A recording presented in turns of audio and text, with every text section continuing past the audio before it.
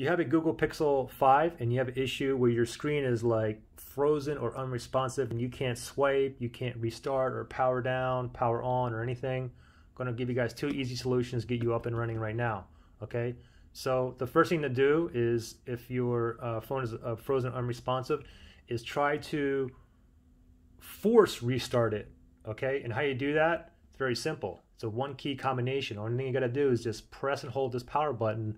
Do not let go until you see the Google logo appear. It's going to force it to restart. You're not going to lose anything or any data or anything like that, okay? So let's do it together. Here's the power button here. Let's press and hold. Do not let go. Pretend my screen was frozen. It's still frozen. I have no idea what's going on to my phone.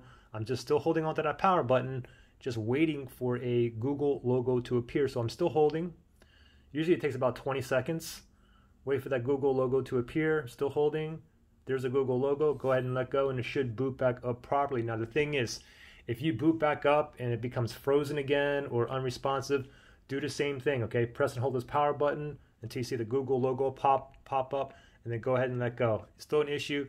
Try it 3, 4, 5 more times, okay? If you still have an issue, then I would recommend is go ahead and just plug in your phone. Go ahead and let it charge. And then while it's plugged in, do the same thing. Press and hold that power button. Do not let go until you see the Google logo appear. Still have an issue? Do it again while it's plugged in. Okay. Anyway, by the end of this video, I'm going to say at least 75% of you guys are up and running. All right. Good luck.